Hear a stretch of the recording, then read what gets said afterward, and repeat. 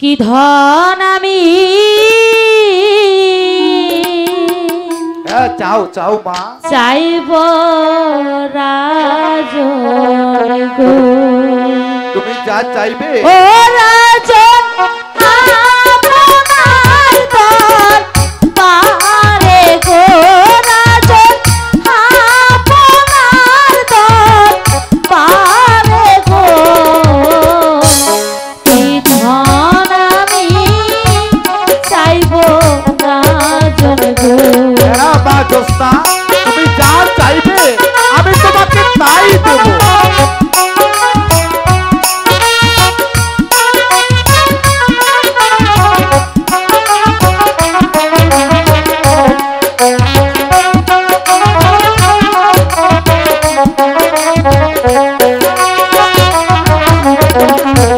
যাহা চাইব তাহাই দিবেন গো মা ও রাজন বলেছিলেন আপনি গো রাজন বলেছিলেন আপনি গো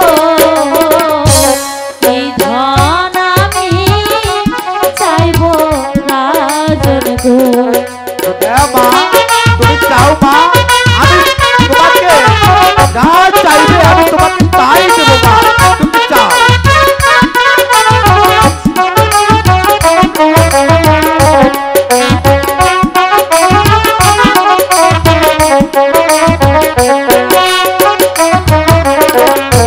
টাকা পয়সা ধন সম্পত্তি গো ও রাজন কিছু আমি চাই না গো রাজন কিছু আমি চাই না গো এই ধন আমি চাইব রাজন গো বলো মা তুমি কি নেবে বলো আমি তোমাকে তাই দেব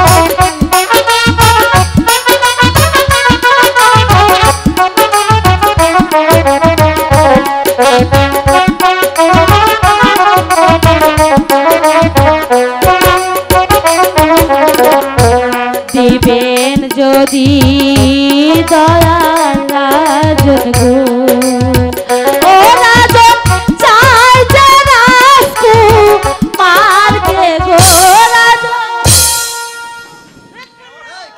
বেদকন্যা! এটা অসম্ভব এটা কিছুতেই হতে পারে না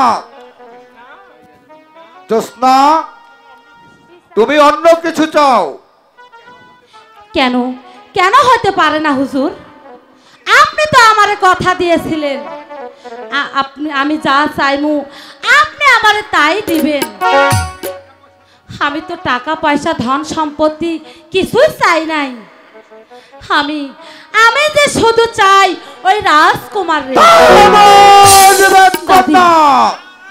না না না না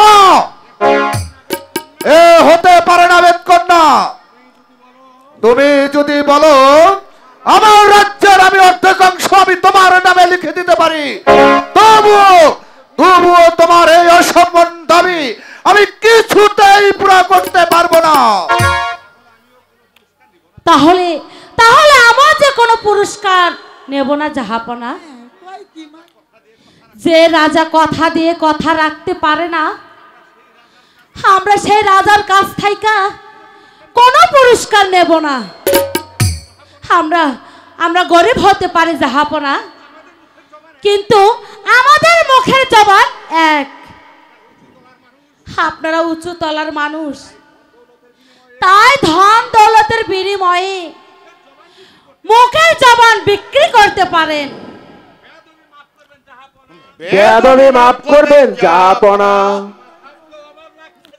আমার ভাবতে অভাব লাগছে যে এই অসম্ভবকে দাবি করে সামান্য এক বেদে বহরের কন্যা এই রাজপ্রাসাদে কি করে দাঁড়িয়ে থাকে আমার ইচ্ছে করছে আমি ওই ছোট লোকের বাচ্চাকে গাড় ধাক্কা দিয়ে এই প্রাসাদ থেকে বের করে দেই। আমার ভাবতে অবাক লাগছে যে আপনার মতো আপনার মতো একটা উজির কিভাবে প্রাসাদে ঠাঁই পায়? কন্যা, তুমি আমারই রাজ্যে বসবাস করে আমারই অন্ন খেয়ে আর আমার এই প্রাসাদে দাঁড়িয়ে আর আমারই লক্ষ্যে তুমি চোখ রাঙাও, এত বড় সাহস তুমি কোথায় পেলে? এই সাহস তো আপনি আমারে দিয়েছেন। হালামপুরা, মুখ সামলিয়ে কথা বলবে কন্যা। তুমি জানো এই মুহূর্তে আমি তোমার কি বিচার করতে পারি? জানি, আমি জানি জাহাপনা। একজন নীতিহীন বিচারক যে কোনো বিচার সে করতে পারে। থামো! আমার ধৈর্যের ভাব তুমি ভেঙে দিও না বেদকন্যা। তোমার তোমার কঠিন শাস্তি হওয়া উচিত। মোবারক হোসেন, এই অবদ্ধ বেদকন্যাকে চাবুক মেরে রক্তাক্ত করে দাও। যোদ্ধাদের জাহাপনা, মারুকে! কোথায় কোথায় প্রহরী? আবার চাবুক খানা নিয়ে এসো।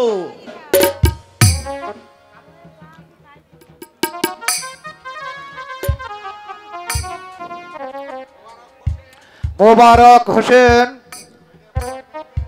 তুমি 7 দিনের মধ্যে বেদে বহর ভেঙ্গে চালিয়ে পুড়িয়ে আমার রাজ্য থেকে ওদেরকে তাড়িয়ে দেবে।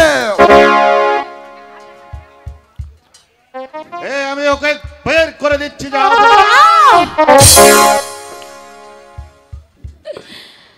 তাড়িয়ে দিতে হবে না জাহাপনা। প্রজা যদি অন্যায় করে স্বয়ং বিচার করে রাজা, আর রাজা যদি অন্যায় করে স্বয়ং বিচার করে খোদা। তাই তো আমি পুরস্কার পেয়েছি জাহাপনা। আমার এই কপাল থেকে যে রক্ত ঝরছে, এই রক্ত আমি প্রাসাদে মুছে দিয়ে গেলাম। আমি যদি মন থেকে কুমারকে ভালোবেসে থাকি, তাহলে এই রক্তের টানে কুমার আমার কাছে ছুটে যাবে। আপনি কোনোদিন তাকে বেঁধে রাখতে পারবেন না। মোবারক হোসেন, আমিও চলে যাচ্ছি জাহাপানা, তবে যাবার পূর্বে একটি কথা বলে যাই। আমার নাম যদি কচিমনপুরি হইয়া থাকে, তাহলে আমার তন্ত্র মন্ত্রর বিনিময়ে শাহজাদা আনোয়ারকে আমার বোন জোসনার সাথে বিয়ে দিব। মোবারক হোসেন, এই মুহূর্তে তোমার সৈন্য নিয়ে বেদে বহরে চলে যাও। ওই ছোট লোকের বাচ্চাকে আমার রাজ ভারতে তাড়িয়ে দেবে, এবং কি এই ছোট লোকের বাচ্চাকে যেখানেই পাবে চাবুক মেরে ওকে রক্তাক্ত করে দেবে। আপনার আদেশ আমি অক্ষর অক্ষরে পালন করবো। যাও, তুমি তাই করো। ওই বেদে বহর ব্যাংকে দুর্বার করে আমি টাঙ্গাইল সদর থেকে ওদেরকে তাড়িয়ে দিব। যাবো না আমি তাই করো, তাই করো।